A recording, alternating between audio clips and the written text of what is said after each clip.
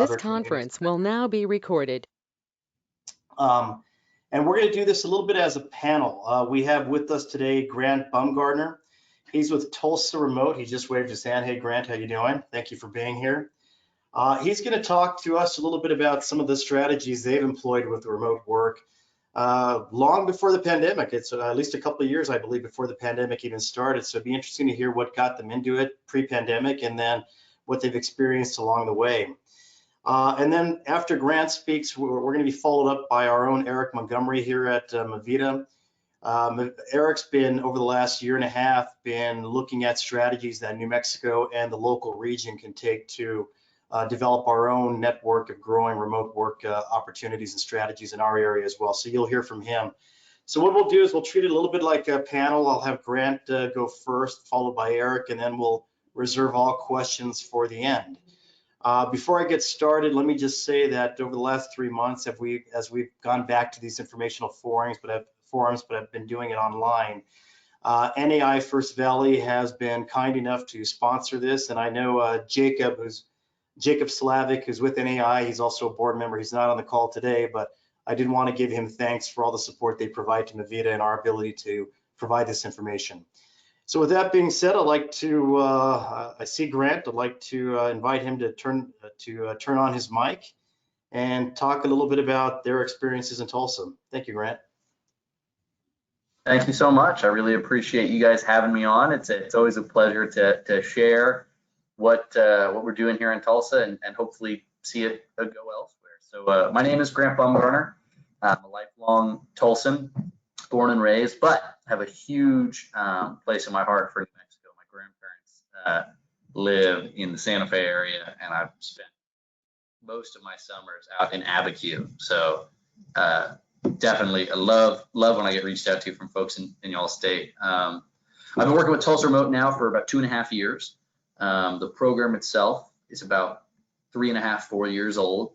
And I brought along a few slides just at the request of Eric to kind of just give you a basic overview of what it is we do, why it is we do it, and where we think the potential lies for other communities as well.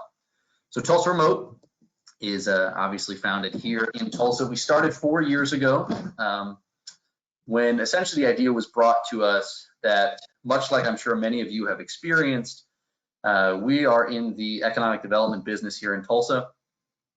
And we often found with other mid-sized cities or mid-sized kind of counties and metropolitan areas, we were all competing for the same handful of companies and trying little innovative ways to get whole companies to relocate to our region. We had an innovative individual on our team who mentioned, well, heck, why go after these companies when we can go after the talent itself? It often felt for us, and I'm not sure if you've experienced this though, that it was this catch-22 where for the companies to relocate it, they wanted to see that there was already a talented workforce kind of base there. And in order to get the workforce there, you had to have the jobs. So you had to get the companies, and we just got stuck in that loop. And so this seemed like a way for us to attract talented, often college educated individuals to the city who otherwise might not be here, and then use that as a platform to further our other efforts at relocating other individuals or other whole companies. And so Eric, we can go to the next slide. So yeah, Tulsa Remote, unique talent recruitment initiative aimed at attracting talented remote workers to Tulsa. So what we decided to do was cook up a plot to attract remote workers. These are individuals who have a job that they can do from anywhere. It's something we've obviously become a lot more accustomed to now. This was well before the pandemic. And the incentive that we provide them is we give them $10,000 cash over the course of a year. And the contract they get into with us is that in exchange for $10,000 cash and several other additional incentives, which I'll go into later, they will relocate to the city of Tulsa, continue doing the job that they're already doing just from Tulsa for 1 year. And that's the whole agreement. At the end of that year, they're free to do whatever they would like. They can leave, they can stay. Obviously, we prefer they stay, and we'll get into that more later, but that is the incentive, and it really took off. $10,000 was a number we settled on just because it seemed catchy. it seemed like a number that would help cover some of the travel costs, the reimbursement costs of someone moving across the country. And we thought it could help gain some media attention for our region. We were overwhelmingly surprised with just how much attention it got. We got 10,000 applications to the program in the first 3 months that we went live, and had to cut it off that year. And we ended up taking 70 individuals in the first cohort. So the process to get into Tulsa Remote looks like a written application, which people can find on our website. We comb through those, and then we go to a interview for the individuals who are selected for that phase. And then from that, we narrow it down even more to our finalists, who we select and invite to move to Tulsa as part of the program. We give them $10,000. We give them a membership in a co-working kind of communal office space that they can use should they wish here in Tulsa, and several other additional perks and incentives, including community events that we put on, kind of special entrepreneurship, communications, conversations, access to things of that nature. Eric, you can go to the next one. So the fundamental reason we got involved in economic development in the first place, we're funded by a private foundation. Tulsa is a very unique city. Most of what happens here is public-private partnership. It's the most philanthropic city in America per capita. And so we had a private foundation that was interested in assisting in economic development to further build a vibrant and inclusive Tulsa, where Tulsans of all shapes and sizes could grow up with some equitable opportunities. We were having a real brain drain problem for decades, where a lot of our best and brightest felt that other cities in the greater region, Dallas, Kansas City, Denver, were kind of the real opportunity zones for them. And we wanted to reverse that and start bringing those individuals back and retaining talented folks as well. So we focus on bringing in diverse, bright, and driven individuals here for community building, collaboration. We look for individuals who are in certain career paths that we think we'd really like to see grow here in Tulsa. We've worked with a few consultants to kind of isolate the areas that we think Tulsa has an advantage in and that we'd like to supplement. And so there's a lot of things that go into what we think makes a great candidate, but certainly their profession is first and foremost. With that, Eric, you can hit the next slide. So here's a little bit of the breakdown and how we see it playing out for us, because we're giving $10,000, have some housing assistance. That's a little misleading. Really what we give them is the $10,000 can be and is often used as a housing stipend. We also have a housing program where we can upfront all of the money for individuals who purchase a home, the co-working space, the programming, and the internal support system. The reason we think it makes sense, and we've done a lot of studies to try and prove this, is that these individuals pay for themselves, and they pay for themselves really quickly. We've calculated that our average participant pays, now obviously since we're a private foundation, the money's not coming back to us, but in terms of the city obviously gets a lot back because they're not putting up anything. But even if a city, and many other cities have, was doing this instead of the foundation, was providing the $10,000, they would get their money back on average in between 2 and 2.5 years. And we have a 95% retention rate of people staying past their year. So we have a really high retention rate. We found that when people move, they don't often want to move again, only a year later. So we get these high caliber individuals. We only accept the best of the best. We provide this $10,000 up front in tax income, in company connections. Sometimes they hire individuals here in town, their community impact, they buy homes, they pay property taxes, they pay sales taxes. That taxable, their remote income is now taxable with Oklahoma's state sales tax, or sorry, state income tax. And within 2 to 2.5 years, the average participant has paid back to the state the $10,000 that we've invested in them, and everything after that is gravy for the city and the state. We often find that these are often, individuals who are even more engaged in the community than the average Tulsan, because we've selected them for those qualities and those traits. So you're really getting, we call them rock, some really top-notch folks in the program and in the city that you otherwise might not have. when we made this slide deck, we made it to present to other cities in Oklahoma who are looking into remote work incentives to try and show them, you know, there is a payout here pretty rapidly. We're currently doing a case study with Harvard University where they're trying to look into the non-monetary, not directly monetary impact. So the connectivity these individuals bring, the greater networks that they introduce Tulsa to, so kind of the second level economic impact that programs like this provide. Eric, you can go to the next slide. This is just a few examples of some of the media outlets that have picked up on Tulsa Remote. This is another area where we feel that the program has helped to pay for itself, is that it's gotten more eyes on Tulsa. It's gotten individuals like myself talking to folks like yourselves, and we've been picked up on a million different news sites. We actually have not paid $1 in marketing or PR so far. All folks who have found our application have found it through media that has been free to us, and so we've been really pleased with that. We're starting to roll out some targeted advertising to try and increase our applicant pool at this point, but up until now we haven't had to spend $1. Eric? So here's some more of the hard numbers. We've got 35,000 applicants. That's actually a little low. This slide deck is about 3 months old. It's closer to 40,000 applicants now. Folks from every state, over 160 countries have applied to be part of the program. We're getting between 600 and 1,200 applications a week. Those applications, like I said, are reviewed, handpicked. The vast majority of these people are not being accepted. We accept about 2%, a little less than 2% of applicants actually matriculate into the program and are accepted. That response we found was overwhelming. It was more than we expected, and it came well before COVID, and then of course COVID made many more people eligible for our program. And so we saw a big uptick yet again once the pandemic started, with people who weren't working remote before and now could relocate to Tulsa. Some of the reasons they relocate to Tulsa, Eric, if you go to the next slide,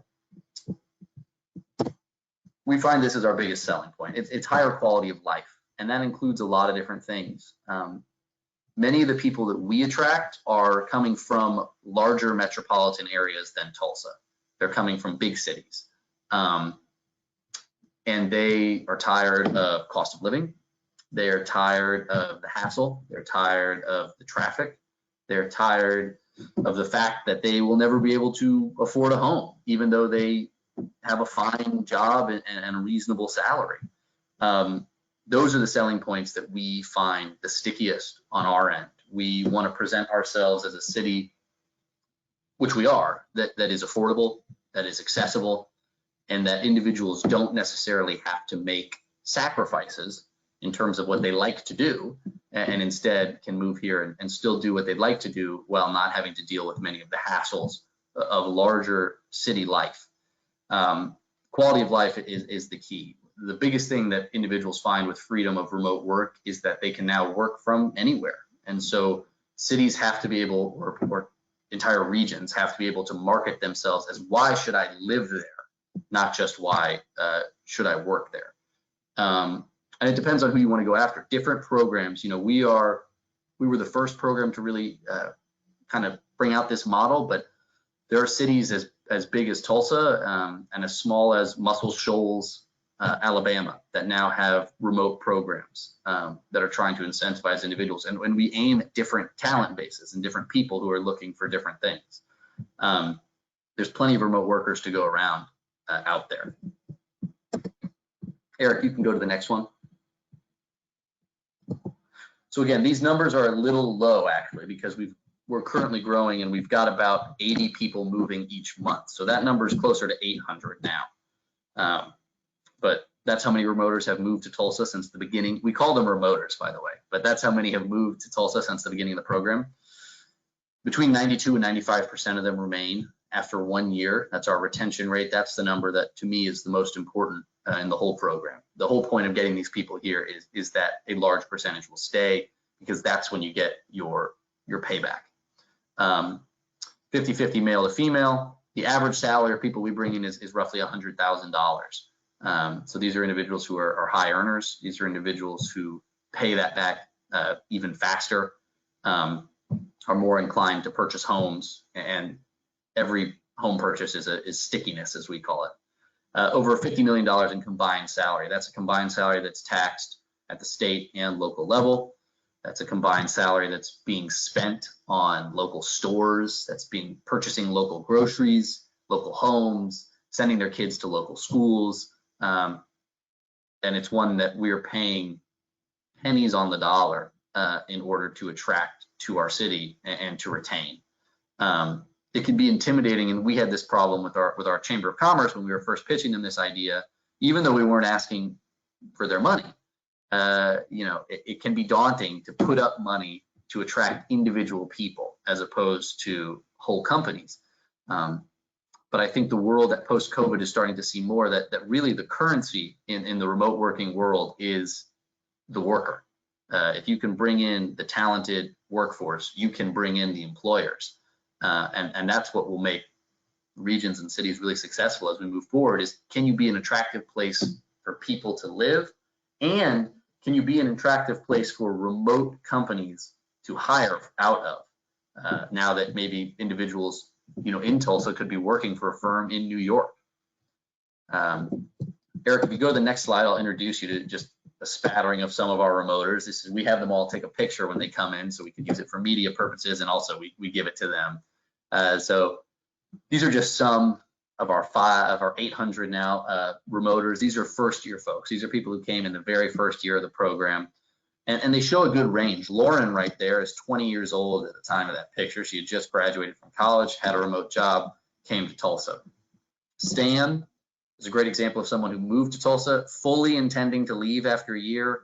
He's 2.5 years later, he now owns a home here and actually works for a local company here in town. We've got all sorts of individuals who come in the program, as you can see, from where they're from, where they work. Technology is a big field for us just because it lends itself really well to remote work.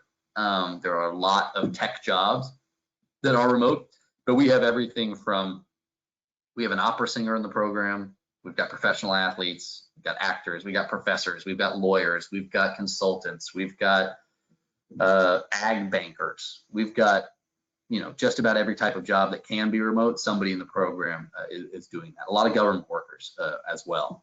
So this is just kind of a little peek at some of them. And if you go to the next slide, Eric, I'll show you some of the companies they work for. So these are just some of the employers that we were able to bring into Tulsa. Now, the coolest thing about this is many of these companies didn't have a footprint in Tulsa. They didn't have any employees in Tulsa. There was no Netflix office in Tulsa. We've got 4 Netflix employees who now work from Tulsa as part of Tulsa Remote. Google employees. We didn't have many Google employees in Tulsa. We've got quite a few now. Uber as well. Nike's another example. And then you've got companies that we did have a presence before, but we're only expanding on it and getting closer. We want these companies to see the next time they're looking to expand or find a new office or hire new people that they have a density here. And these were companies we just did not have connections to before, and we've paid a very small fee to get connections to them now through the employees that we've been able to attract. You can see the spattering here. We've got people who work for Yale, Citibank, Equifax, Google. Nickelodeon is an oddly big one. We just accepted our 5th person who works for Nickelodeon, which is a Paramount company now. So very strange, but some remarkable people and some remarkable firms that now have footprints in Tulsa that have been introduced to the city, that many of them looking to hire here. We'll go to the next slide, Eric. So here's the pitch, essentially, and why it makes the most sense. Before COVID, about 4 million people worked remotely across the United States. That's roughly 2% of the workforce at the time. By the end of the pandemic, it's estimated that 30% of the workforce will at least have the option to work remote a couple of days a week. And 74% of organizations plan to shift some employees to remote work permanently. This isn't news to anyone, I'm sure. Remote work is becoming increasingly an option for many employees and employers. And what that means is that 28% of the workforce is now up for grabs. 28% of the workforce can work from anywhere, or will be able to likely in the next few years. These are people who are probably living in, many of them living in big cities, who no longer have to do that. How can you attract them? How can you make your part of the country a place that they would like to come to? And how can you make those employers want to hire their next remote worker from your region? That's the real question that local chambers of commerce, economic development organizations, this is people in our business, this is what we need to be asking ourselves, because it's the lowest hanging fruit out there. These are individuals that you can often get at a much lower cost and will pay back dividends very quickly. And so it's a fascinating time to be in the business of economic and regional development, because there's a lot of opportunity. The competition, though, is starting to pick up. So we can go to the next slide here, Eric. So by the time of the slide, 60 people have moved that month. We're up to 80 people moving now. We've had 7,000 applications. This was made in January, and so in January we had 7,000 applications. And we also provide a virtual visit option. We found that that's been very helpful. We try to, over Zoom, if people aren't comfortable traveling, give them a sense of what it's like to live in Tulsa. I can tell you one secret that we've found, and that other programs haven't been able to replicate particularly well so far, is it's one thing to attract the talent there. The only number that really matters to me is can you retain it? Can you retain it for a reasonable period of time? And what's really helped us on that front is community building events. Now, these don't have to be high cost. They don't have to be heavy lift. These can be as simple as virtual Zoom, happy hours, or quarterly, in-person hangouts. Building a remote community really helps. We found that a lot of our remote workers suffer from isolation. They work at home. They don't have to leave their home, and it's very difficult to move and meet new people. So we really try to encourage that aspect for our participants, that they actually get engaged in the city and find things that they like outside of their work, because they can work from anywhere, but we want to make them know that they can only live in Tulsa from Tulsa. And so that's been a huge benefit for us. Really, that is the end of kind of the slides that I have prepared for you. I suppose, what I'd really like to kind of, in closing comments, just say is I'm super excited that there are so many other communities reaching out and looking into this. There is so much room here for more regions to invest in remote work. And there are so many innovative ways to do it. It doesn't have to be the same model for every place. Some places it may make sense to provide this kind of cash incentive relocation program. Other places, you may be providing the incentive to the employer to hire remote workers from your region.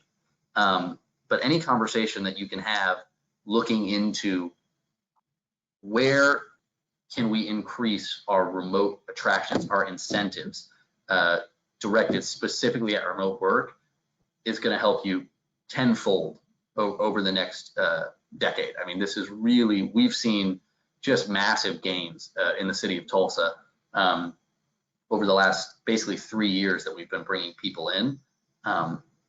We've gotten the whole state behind us now, and we're looking to continue to expand. Oklahoma City may have a program coming in the near future.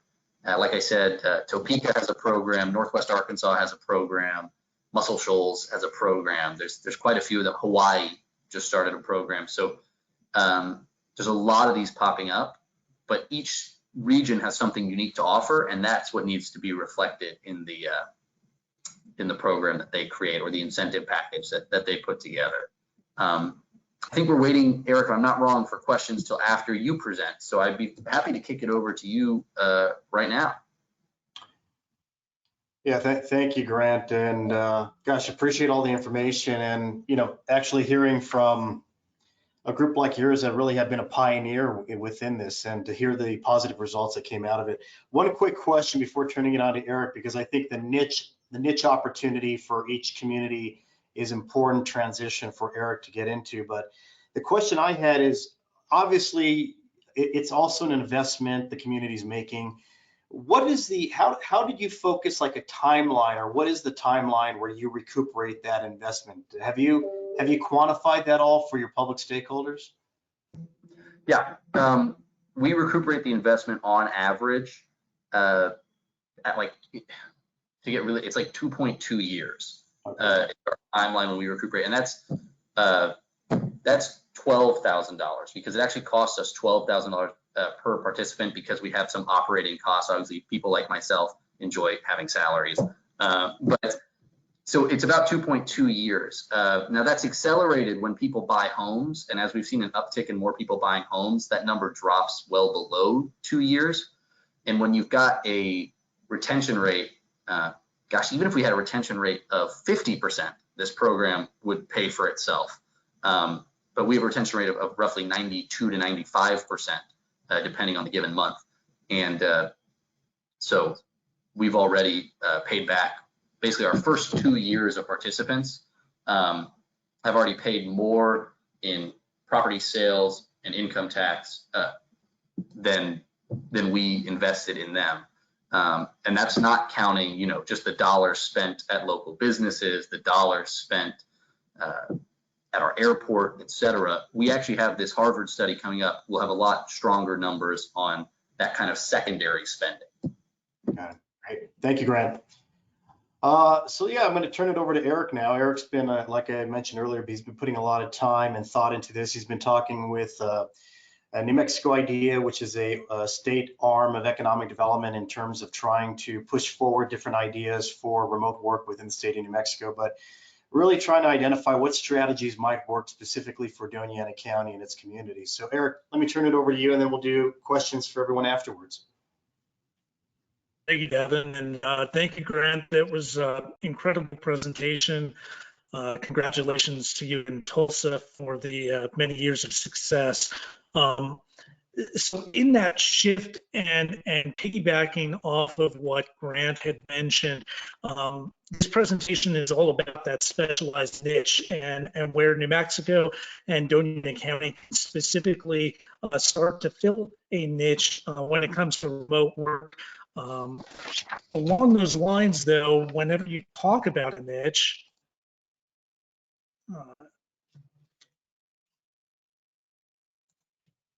you need to have a basis for where you're going to move from and implement policy. So we felt it was appropriate to talk about the types of remote workers first and foremost. Essentially, you have two basic categories. You have direct employees, which programs like Tulsa Remote, the Hawaii program that Grant mentioned, and many others focus on, where you have somebody that's working direct as a W-2 employee for a company.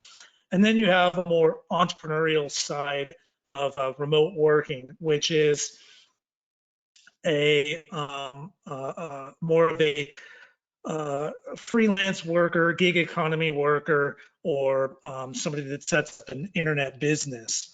Under direct employees, there's really two different types of employees. You've got those that are telecommuting. So those are the individuals that work in close proximity of a main headquarters or other operations. Grant referenced that there is a trend right now that many employers are actually talking about going back to a 3-day work week with the other 2 days being remote work. So in this instance, that is the telecommuter. That's somebody that's working from home a couple days, but within close proximity of the main headquarters. There's also those that are fully remote, and typically you'll find those direct employees, they're people like your designers or your web developers, SEO, social media managers. They could be contract workers, and even some telemedicine workers are fully remote as well. If you've ever called the 800 nurses hotline for your kids in the middle of the night, that would be an example of fully remote telemedicine worker. But then you have because of advances in technology and the focus on the gig economy, you've got people who have developed their own businesses doing piecemeal work. So this can be individuals that do the contract out for, say, logo development, or they are an independent journalist that is writing content for you on a piece basis. This could also be your Uber drivers, could be your Lyft drivers, somebody delivering for DoorDash or Grubhub. And then finally, you have your internet businesses. So this can be a home-based business where somebody has jumped onto eBay and developed their own eBay store or Etsy store, where they're developing a product in their home and selling it on the internet. Could be website development, could also be a novel author as well. But if we're going to focus on recruiting remote workers and bringing those opportunities to residents within New Mexico, there's a couple things that we have to look at and address from a citywide perspective to make ourselves a little bit more palatable for companies hiring New Mexico residents. And number one is there is a tax nexus that opens up when somebody hires an employee in New Mexico. If you've ever filed for corporate income tax, you know, and you're not a manufacturer and you're not a headquarters, you know that in New Mexico we have a triple weighted factor, which includes if you have property in New Mexico, if you have personnel or payroll in New Mexico, and you have sales in New Mexico. So if you have hired somebody in New Mexico, there is the potential that the state of New Mexico could actually pursue corporate income tax, even though you have only a remote worker conducting work. So it's an obstacle and a barrier to hiring remote workers in New Mexico. Broadband is a major issue in New Mexico. This past legislative session, we did pass some legislation that'll help the deployment of broadband, but certainly if anybody's going to be working remotely, we need more broadband to be deployed across the state.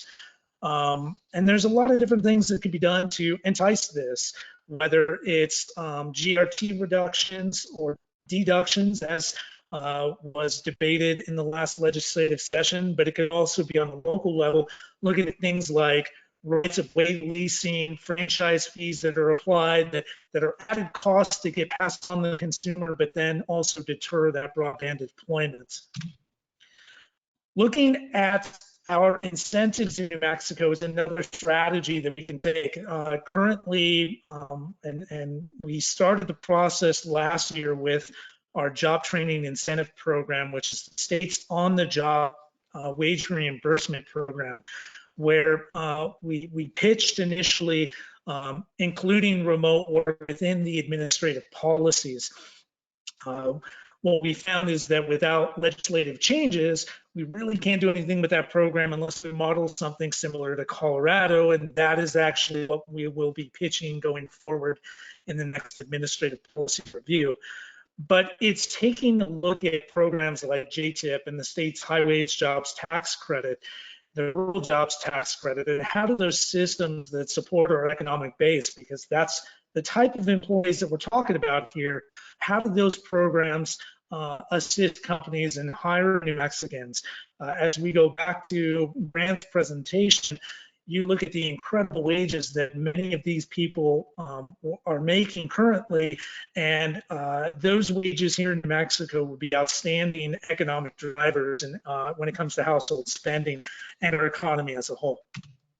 Workforce. So we're all talking about workforce in New Mexico. I believe every state in the country talks about workforce, but when we talk about remote work skill sets, it's things like how are you interacting with customers in a Zoom environment? I think we've all gotten better in how we talk and communicate, although I think when we started this endeavor, many people had their cameras on throughout the entire presentations, and we've kind of moved away from that. So it does take a unique skill set to work remotely, and how we integrate those types of skill sets into our general workforce training is certainly another focus that will make New Mexico residents more attractive. I apologize. And then also, how do we put focus? So we talked about the different types of remote workers. We've also had a discussion about the niche. So when we come to a conclusion of where and what we want to do, we need to incorporate that into a plan that's not just identifying the market, but then also marketing the opportunities of New Mexico residents, and then trying to address and fill any gaps that may come from that, such as broadband or skills gaps. But then there are also things that we can do locally. And we kind of stuck with 3 R's to make this a little bit more palatable, but there is a recruiting opportunity. So what can we do specifically with the dollars that we already have? I believe Tulsa has an incredible opportunity, some great philanthropic entities that exist that are helping to finance that $10,000 incentive. What can we do knowing that we don't have a readily available $10,000 incentive that we can throw out to attract remote workers? Well, one of those things that we can do is actually make partnerships. So Grant gave an incredible list. If you just type in remote work on Google search, you're going to find a number of companies that have actually come out and said, yeah, we've switched to remote working. We're going to do that indefinitely. Twitter was one of those right out of the start. Talking to those types of companies and seeing how we can interact with not only their current employment base, but then also bring those remote job opportunities to geographies that they otherwise wouldn't have considered, because their focus was more on a near-term geography or a near geography relative to their base of operations. So marketing to those companies is one of those aspects. Reshoring talent. So we stuck with the theme of ours, and reshoring is kind of the best way that we can talk about it, but our alumni base is a great potential focus. You heard Grant talk about this in his presentation, make the reference to alumni bases and brain drain. So one of the things that we could do is tap into our alumni base of higher education across New Mexico, but specifically we've had high-end conversations with NMSU about how can we reach out and blend economic development opportunities for Doñana County with their alumni base. And one of those is seeing how many of those alumni are currently working remotely, because the bottom line is they've all been here at some point. They're familiar with our community, and it's much easier to do the pitch on quality of life with those that have experienced and lived here for an extended period of time. Additionally, looking at our upcoming graduating seniors, how do we help entice them so that they can ask their potential employers, hey, if you have remote job opportunities, can I do that from Las Cruces? Can I do that in Doñana County where I'm living currently, so that I don't have to move away from my family, but I can still conduct the work for you and have gainful employment?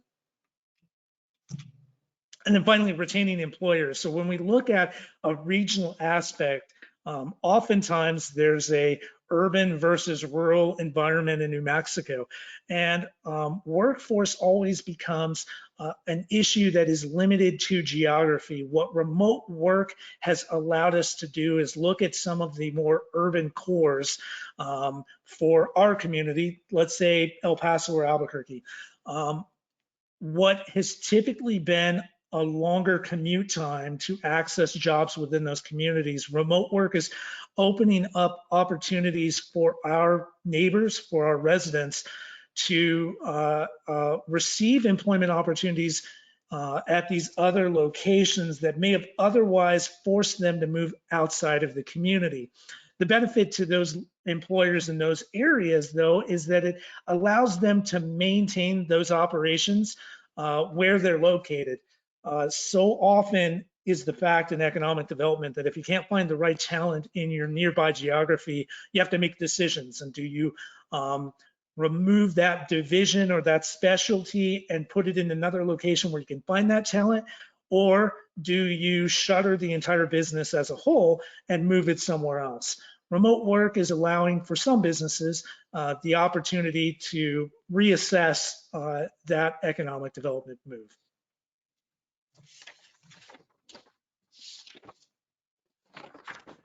That's all I have for you. So Davin, I'll turn it back over to you.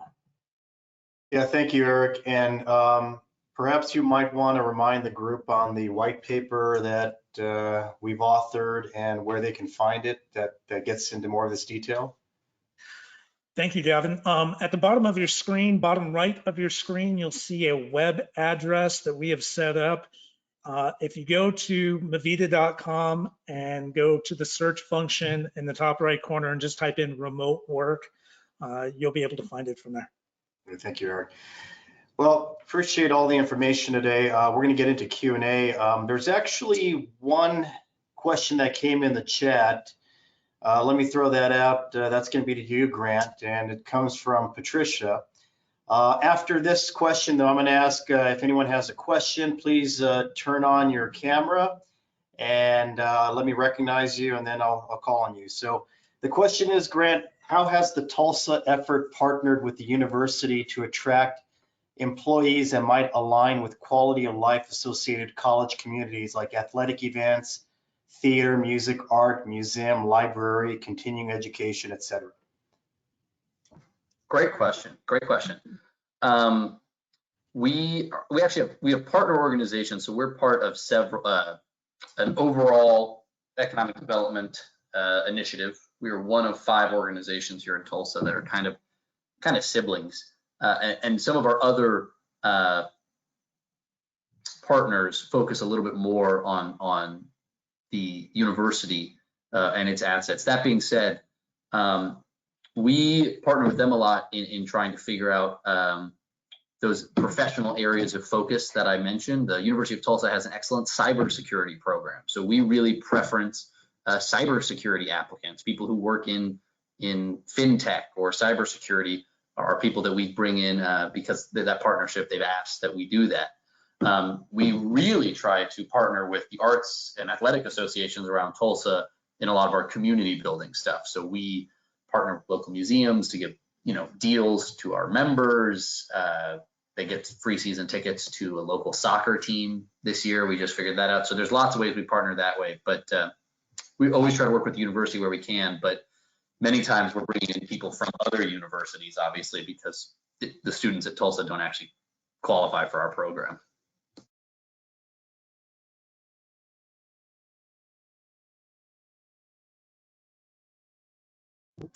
We may be muted. I'm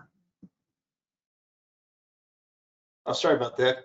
I see Councilor Sorey had his video on, so I don't know if you had a question, Councilor? I've got the same question that Cynthia has. What was the foundation that funded your $10,000? We are funded by the George Kaiser Family Foundation. George Kaiser Family Foundation. Are they an Oklahoma group? Yes, George Kaiser is a very interesting individual. It's a local Tulsa foundation. George is a businessman, oil man, banker, and basically he focuses all of his philanthropy on the Tulsa region. I think you said the key word, oil. Okay, Yes. That's all.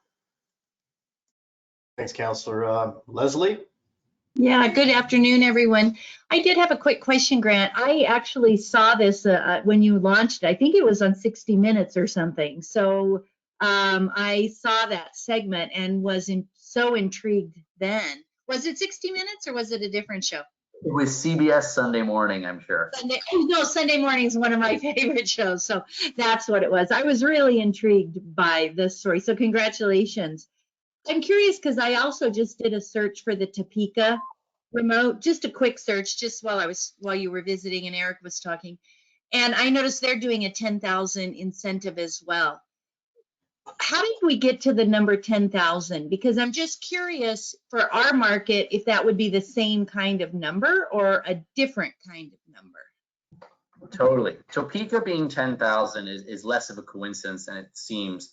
The guy who founded Topeka Remote actually used to be on the Chamber of Commerce here in Tulsa, and he was by Topeka. And so I think that's a holdover of our own. It's kind of an arbitrary number. We thought it sounded, we needed to put up a certain amount of money because obviously travel costs and being reimbursed, we wanted it to basically at least cover some of the relocating costs of asking someone to move themselves and often their entire family to Tulsa. $10,000 was just it just sounded nice. It was a round number. We thought that it would play well in terms of getting the word out, in terms of media outlets picking up a very snappy title. This city will give you $10,000 was catchier than this city will give you $8,678. But really, there's not a particular reason why it's 10 and not 11 or 9.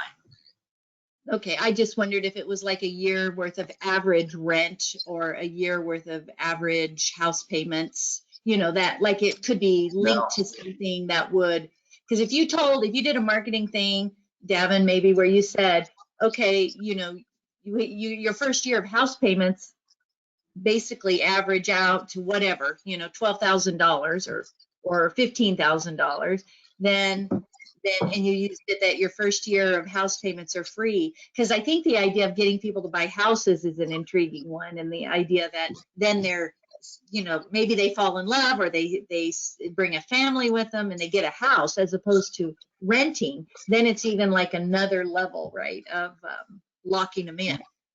You might find it, and was it Leslie? Yes. You might find it really interesting. Muscle Shoals, and you can find this on their website, their remote program, what they do is they have a sliding scale. So depending on what your salary is, they'll pay you more or less to relocate.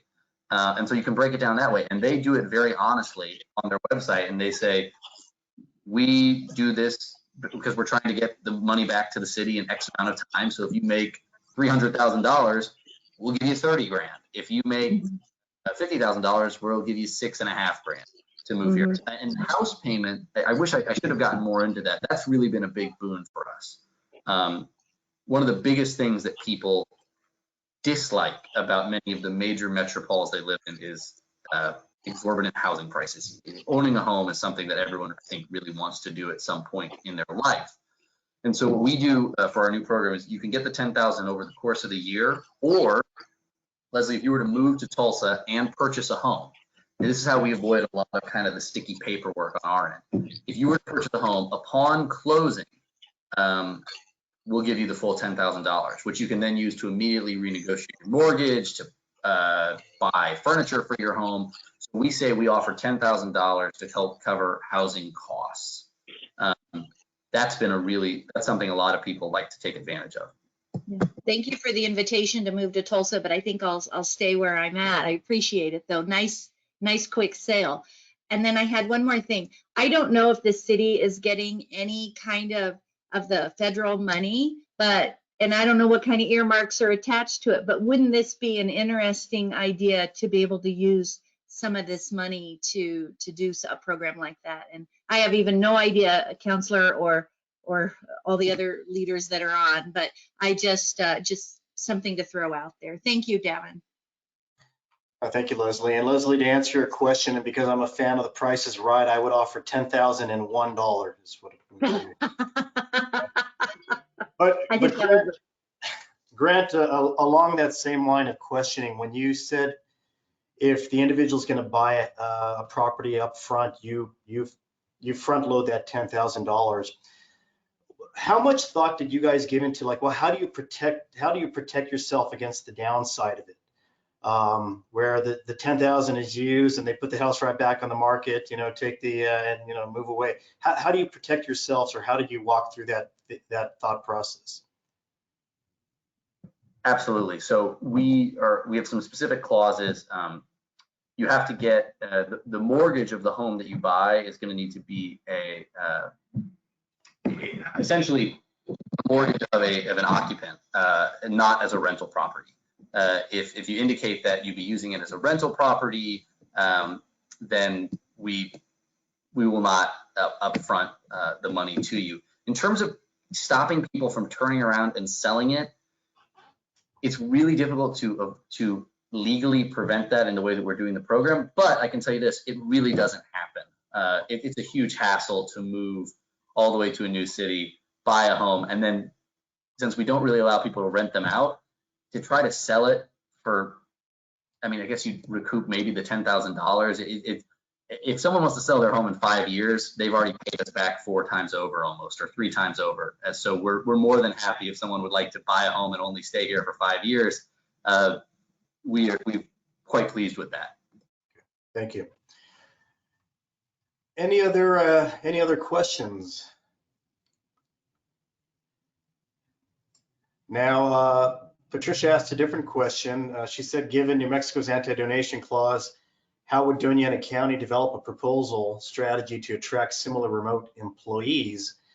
Yeah, Patricia, that's a great question, because as we all know, we're all kind of strangled by our anti-donation clause of the state. I think it would have to be funded in a similar way that through private grants as with Tulsa, but that's a great question. We'd have to consider what alternatives might be out there. And then I saw Tracy put on her, I thought she was gonna jump on, ask a question. I just was being patient. So this is amazing. Grant, thank you for sharing this. Most of us on this call, we're enormous fans of this place, and we're enormous fans of the quality of life here. And really, one of the things that we want is to retain, especially since our NMSU friends are on here, our graduates from our local colleges and universities, and making sure that we're keeping them here. One of the things that I feel we're not doing well enough, and maybe this is a partnership, Davin, between you and the university, to sell the cost of living and the quality of life here, because I do think that we're losing a lot of students who see a bigger salary number coming from, Washington, D.C., which y'all most know. I've lived there, and it is definitely a different cost of living in Washington, D.C. than here, and that's why you actually get more money. But when you really look at what those dollars get you, it's very different. So I do think there's an opportunity for us to tell a better story, especially to our graduates, about the value of working from here. And I do think that, we need to maximize our work from anywhere opportunities. And so what is the function of NMSU? And maybe this is something to talk to Renee Scott about, of identifying work from anywhere opportunities for students, to where students could stay in Las Cruces and could be contributing to our tax base by taking advantage of work from anywhere opportunities, knowing full well that NMSU grads are highly valued across the country. The anti-donation clause, somebody needs to make that thing go away. I don't know who that is, but until such time as that, I think there are other innovative ways for us to take what Grant is telling us works and implement it here. So thank you, Grant, for your time with us. Yeah, one thing I love that, because one thing we here in Tulsa as well is we have a coding school that we've brought in from San Francisco, and they have a very interesting business structure. But essentially, we partner with another economic development program to, if those individuals choose to stay in Tulsa after graduating from this coding college, essentially, in the process of being in the college, we will cover some of their costs in interest-free loans, which if they choose to stay, we will forgive. We also have incentives where, depending on their salary, we will reimburse them a small portion of their salary if they choose to stay in Tulsa.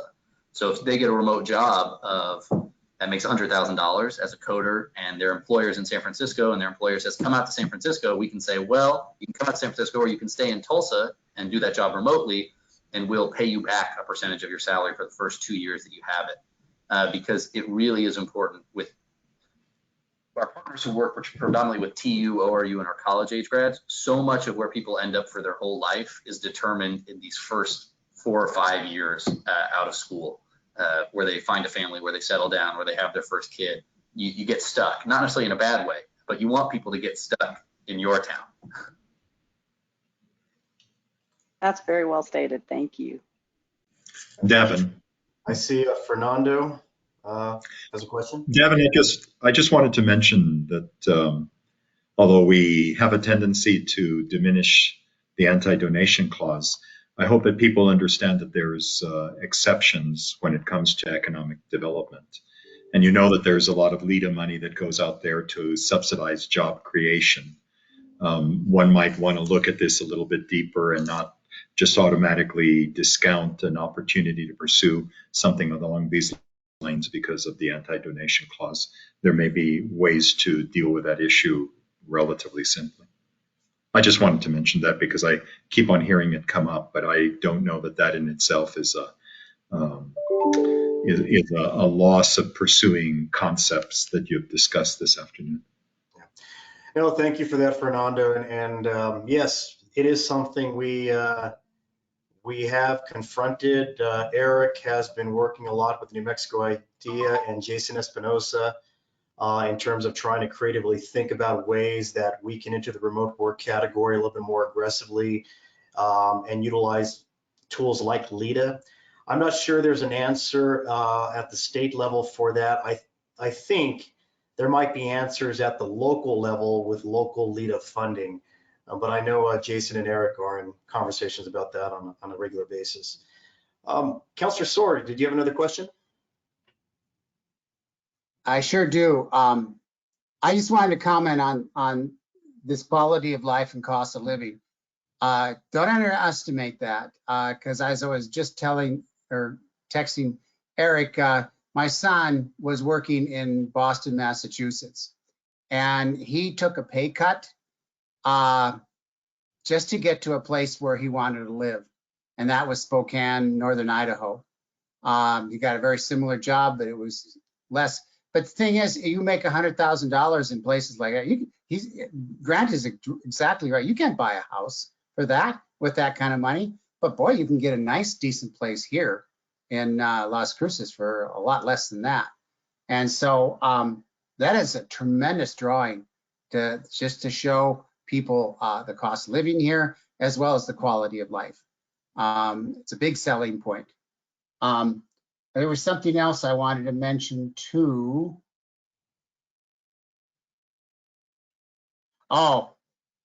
Just if we go ahead with this, I suggest, and I know you probably thought of this already, Davin and Eric, to get testimonials from those who do remote work here now. And I think that would be really worthwhile to add to the sales. Okay. That's a great point. Thank you, Councillor.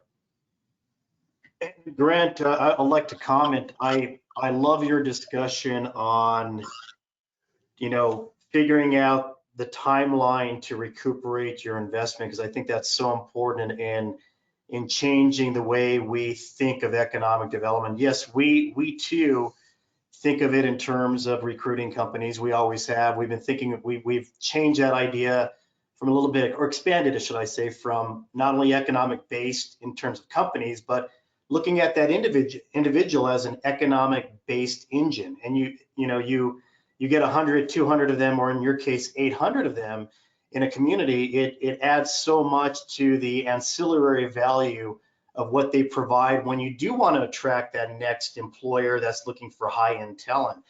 That being said, what has been your success now that you have all of these remote works with high skill sets in place in terms of going after those big high technology type of companies to locate everything in Tulsa? Have you been able to put the two together now? I'll give you a really interesting story on this one. So this is going to be a very high profile and strange tale.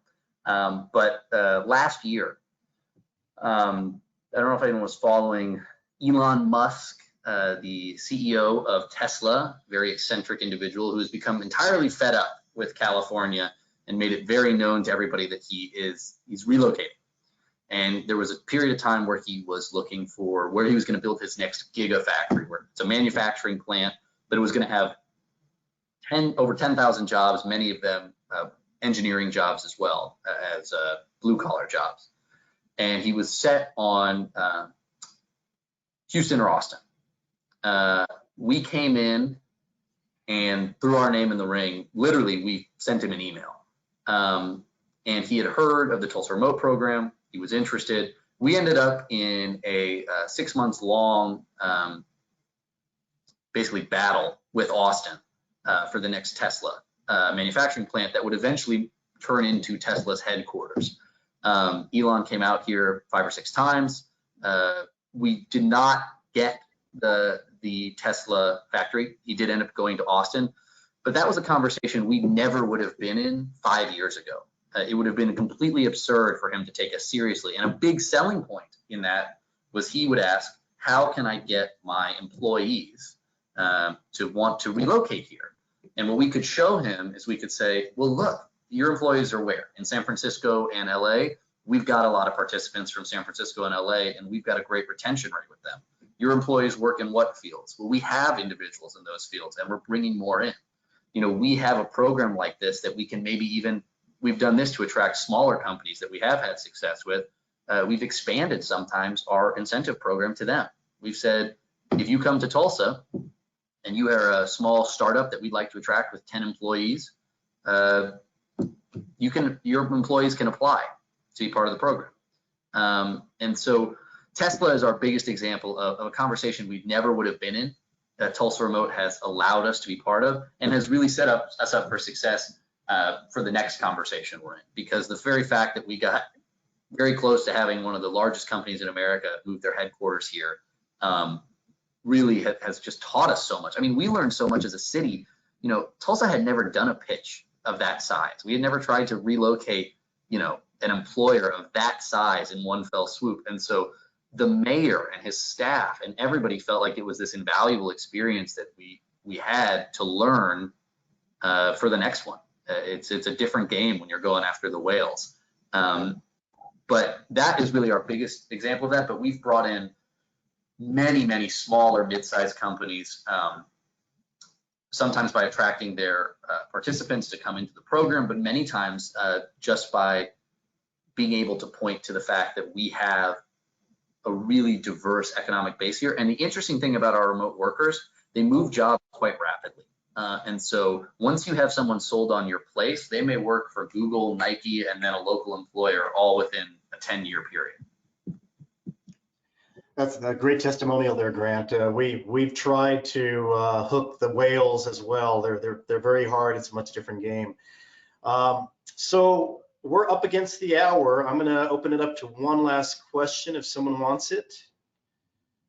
I'm looking at the screen and we'll say going once, going twice. And Grant, I guess, look, we appreciate your time, and I think this is great, the pioneering you've done in this.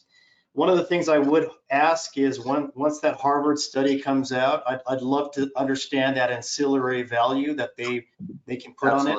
I think that's going to be huge. So we appreciate it, and we hope to stay in touch.